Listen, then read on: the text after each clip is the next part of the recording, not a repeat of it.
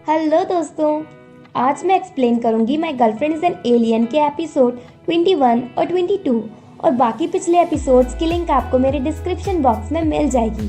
तो स्टार्ट करते हैं एपिसोड 21। शाशी कहती है, ये सब बातें तो मैंने तुमसे कही थी तुम्हें फूल बनाने के लिए, तुम्हें सब अभी भी याद है? फेंग लैंग कहता है, अब तुम अश्योर हो सकती हो। फिर फेंग लैंग शाशी से पूछता है, तुम्हारा और फेंग ली का क्या रिलेशनशिप है? शाओशी कहती है, हम दोनों सिर्फ फ्रेंड्स हैं। देन फेंग लैंग शाओशी से अपने कन्फेशन का आंसर मांगता है। शाओशी कहती है, पहले भले ही मैं इमोशनलेस थी, पर तुमने मुझे इतना हर्ट किया है कि अब मैं पेन फील करने लगी हूँ। इसलिए अब मैं तुम्हें आंसर उस दिन दूंगी जिस दिन तुम मुझे हर्ट नहीं करोगे। और फिर शाओशी चली जाती है। फेंग ली बहुत ज़्यादा हर्ट है, इसलिए वो शाओशी की पेंटिंग्स फाड़ देता है। जियांगशु फेंग ली की मॉम को फेंग लैंग की मेडिकल रिपोर्ट्स दे देती है। फेंग ली की मॉम उससे पूछती है, तुम ऐसा क्यों कर रही हो? जियांगशु कहती है, जब फेंग लैंग के पास कोई नहीं होगा तब जाकर वो मेरी इम्पोर्टेंस समझेगा। शाओशी मिस चाई के पास वापस आ जाती है। मिस चाई उसे वापस देखकर बहुत खुश होती है। Next day Feng Lang ready होता है और मिस्टर हान से पूछता है कि आज मैं कैसा लग रहा हूँ। मिस्टर हान पूछते हैं, क्या आप शाओशी से मिलने जा रहे हो? फेंग लैंग कहता है, मैंने जियांगशु से ब्रेकअप कर लिया और जब ये बात डैड को पता चलेगी तो वो कुछ ना कुछ जरूर करेंगे, इसलिए मैं उनके कुछ करने से पहले शाओशी को मनाना चाहता हूँ। देन फेंग लैंग शाओशी से मिलने जाता है रेस्टोरेंट और उसे कंपनी में चलने की कहता है। शाओशी कहती है, तुम अभी तो ठीक हुए हो और फिर से वर्क पर जाना चाहते हो? फेंग लैंग कहता है, मैं थोड़ी ना ऑफिस जा रहा हूँ, मैं तो तुम्हें छोड़ने जा रहा हूँ।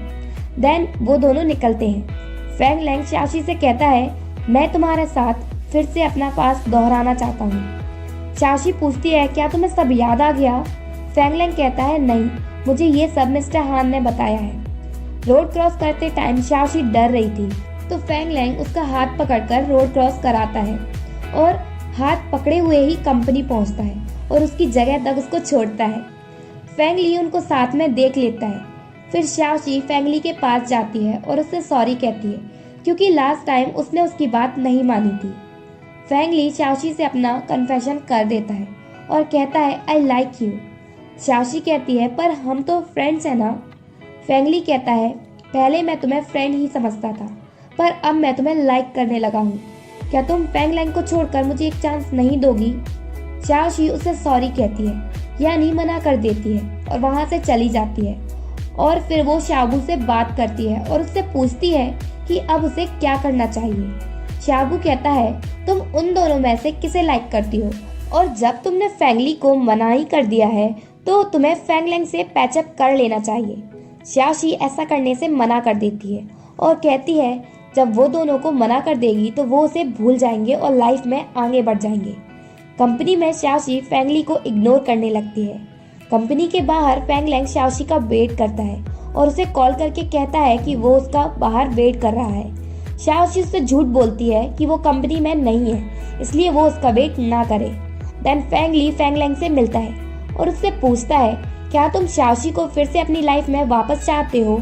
फेंग लैंग कहता है, तुम टेंशन नहीं लो, मैं इस बार शाओशी को हर्ट नहीं करूँगा। फेंग ली उसे बताता है कि मैंने शाओशी से लव कन्फेस कर दिया, इसलिए अब हम लव रिवाइवल्स हैं। फेंग लैंग उसकी बात को मजाक समझता है। फेंग ली कहता है, मैं सीरियस हूँ। फेंग लैंग उसे बताता है कि शाओशी अब उसकी गर्लफ्रेंड है। फेंग ली कहता है, शाओशी तुम्हारी गर्लफ्रेंड नहीं बल्कि एक्स गर्लफ्रेंड है और इस बार अब हम दोनों में उसको लेकर फेयर कंपटीशन होगा। फेंग लैंग कहता है, शाओशी कोई थिंग नहीं है जिसे तुम मुझसे जीतने के लिए यूज करो, इसलिए तुम खुद ही शाओशी से पूछो कि वो किसे चूज करेगी। और वो ये कहकर चला जाता है। फेंग ली की मॉम अपने ब्रदर को फेंग लैंग की मेडिकल रिपोर्ट्स देती है, तो वो कहता है कि हमें इन्हें स्प्रेड कर देना चाहिए। फेंग ली की मॉम पूछती है, कहीं इससे फेंग ली को कोई प्रॉब्लम तो नहीं होगी? वो कहता है, हम इसे ऐसे स्प्रेड करेंगे कि किसी को भी हम पर शक नहीं होगा। देन फेंग ली शाओशी को कॉल करता है और कहता है कि तुम मुझे इग्नोर नहीं करो। शाओशी कहती है, मुझे पता है तुम मुझे अच्छे से ट्रीट करोगे, पर मैं अब फिर से हर्ट नहीं होना चाहती। फिर फेंग ली उसे पूछता है, तुम अभी भी मेरी एम्प्लॉय हो ना? शाओशी हाँ कहती है। फेंग ली कहता है, मैं मीटिंग के लिए तुम्हें पिक करने आ रहा हूँ और फिर कॉल कट कर देता है।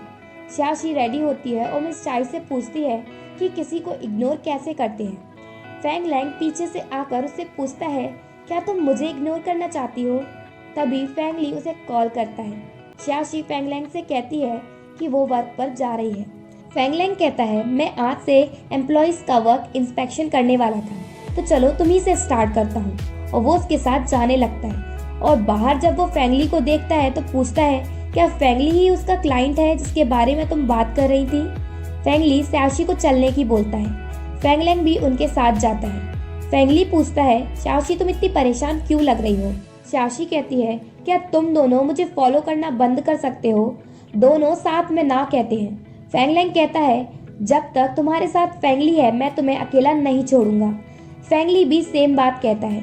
शाओशी कहती है, तुम दोनों अपने डिसीजन पर रिग्रेट नहीं करना। देन शाओशी उन दोनों को टेनिस कोर्ट में ले जाती है और कहती है कि वो दोनों साथ में उसे टेनिस सिखाएं। तो जब शाओशी बॉल हिट करती है तो उसकी फर्स्ट बॉल में ही फैंगली गिर पड़ता है। फिर उनका गेम कंटिन्यू होता है। रेस्ट के टाइम फैंगली कहता है, तुम प्रोफेशनल हो इस गेम में। शाओशी कहती है, नहीं, मैं फर्स्ट टाइम खेल रही हूँ। शाओशी उन्हें फिर से खेलने को कहती है, पर फैंगली इस बार कॉल का बहाना बनाकर चला जाता है। फैंग लैंग कहता है, मुझे समझ आ रहा है कि तुम ये सब हम दोनों से पीछा छुड़ाने के लिए कर रही हो। शाओशी कहती है, जब तुम्हें पता है तो पूछ क्यों रहे हो? तभी फैंग लैंग के चेस्ट में पेन होता है। शाओशी बहुत घबरा जाती है और पूछती है, जब तुम्हारी तबीयत खराब है तो तुम खेल क्यों रहे थे? और जब तुम्हें पता है कि मैं ये सब तुमसे पीछा छुड़ाने के लिए कर रही हूँ तो तुम क्यों नहीं गए? फैंग लैंग कहता है, मैं ऐसा नहीं चाहता। शाओशी कहती है कि मुझे कुछ समझ नहीं आ रहा कि तुम क्या कहना चाह रहे हो। फैंग लैंग उससे कहता है, मैं तुम्हें खोना नहीं चाहता, मैं तुम्हें फैंगली को नहीं दे सकता, इसलिए मैं तुम्हें छोड़कर नहीं जा सकता। फैंग लैंग शाओशी से कहता है कि जो परफ्यूम उसने मीटिंग में यूज की थी वो उसे बहुत सिमिलर लगी थी और इस वजह से वो परफ्यूमर से मिलने गया था। तो परफ्यूमर ने उसे बताया कि वो परफ्यूम शाओशी ने उसके लिए बनाई थी। फैंग लैंग पूछता है, जब तुम मेरी इतनी केयर करती हो तो मुझसे दूर क्यों भाग रही हो? फैंग ली उनकी बातें सुन लेता है और सैड हो जाता है और वहाँ से चुपचाप चला जाता है। फैंग लैंग शाओशी से कहता है, तुम क्या चाहती हो? शाओशी कहती है, अब तक जो भी हुआ है इससे उसे खुद ही समझ नहीं आ रहा कि वो क्या चाहती है। फैंग लैंग कहता है, मैं समझ गया और मैं आज के बाद तुम्हें कभी परेशान नहीं करूँगा, बस तुम्हारा वेट करूँगा। और वो वहाँ से चला जाता है। कंपनी में फैंग ली शाओशी को अपने ऑफिस में बुलाता है और कहता है, मैं अब परफ्यूम वाले प्रोजेक्ट को कैंसिल कर रहा हूँ, इसलिए तुम्हें उस पर वर्क करने की जरूरत नहीं है। शाओशी इसका रीजन पूछती है तो फैंग ली रूडली उससे कहता है, मुझे अपने एम्प्लॉय को इसका रीजन देने की जरूरत नहीं है।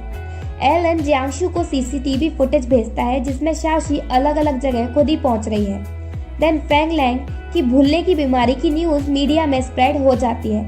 तो फैंग ली उससे पूछता है, क्या ये सच है और उसने अभी तक अपनी बीमारी के बारे में उसे क्यों नहीं बताया? क्या अब वो ठीक है? फैंग लैंग कहता है, ये अभी जरूरी नहीं है, अभी जरूरी है कंपनी के मैटर को संभालना।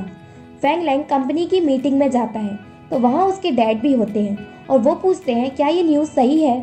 फैंग लैंग कहता है, मुझे भी अपनी बीमारी के बारे में थोड़े टाइम पहले ही पता चला और कहता है, मेरी वजह से कंपनी में जो भी प्रॉब्लम हुई है मैं उसकी रिस्पॉन्सिबिलिटी लेने को रेडी हूँ। मीटिंग में मेंबर्स फैंग लैंग को रिजाइन देने को कहते हैं। फैंग लैंग मान जाता है और वो उनसे 1 वीक मांगता है तो वो उसे दे देते हैं। मीटिंग के बाद फैंग लैंग के डैड फैंग लैंग से कहते हैं कि अगर वो इस प्रॉब्लम के बारे में उन्हें पहले बता देता तो वो इस बात को हैंडल कर लेते और कंपनी को कोई लॉस नहीं होता। फैंग लैंग कहता है, आपको मेरी बीमारी का पता चलने के बाद भी कंपनी की ही पड़ी है। फैंग लैंग के डैड उसकी बीमारी के बारे में पूछते हैं तो वो कहता है, आप हमेशा वर्क में बिजी रहते थे, आपको अब मेरी फिक्र क्यों हो रही है? वो अपने डैड से जाने को कहता है और वो चले जाते हैं। फिर जब फैंग लैंग शाओशी से मिलता है तो शाओशी उसे इग्नोर करती है, पर फैंग लैंग उसके पास जाकर उसके शोल्डर पर सर रखता है। शाओशी पूछती है, तुम ठीक हो? फैंग लैंग शाओशी को हक कर लेता है। देन शाओशी रूफटॉप पर जाती है, वहाँ उसे फैंग ली मिलता है। वो शाओशी से पूछता है, क्या तुम्हें फैंग लैंग की बीमारी के बारे में पता था? शाओशी कहती है हाँ, और कहती है अभी हमारे लिए ये जानना इम्पोर्टेंट है कि ये न्यूज़ मीडिया में किसने स्प्रेड की और क्यों। देन फेंग ली अपनी मॉम से जाकर मिलता है और उनसे पूछता है कि क्या उन्होंने फेंग लैंग की बीमारी के बारे में मीडिया में स्प्रेड किया। वो मना करती हैं और कहती हैं तुम अभी कंपनी पर ध्यान दो, इस पर नहीं। फेंग ली कहता है मुझे फेंग लैंग पर बिलीव है, वो सब कुछ संभाल लेगा कंपनी में। फेंग लैंग की हालत दोबारा खराब होती है तो डॉक्टर झाओ भी उसके साथ होते हैं, तो वो उसे बाहर ले जाते हैं।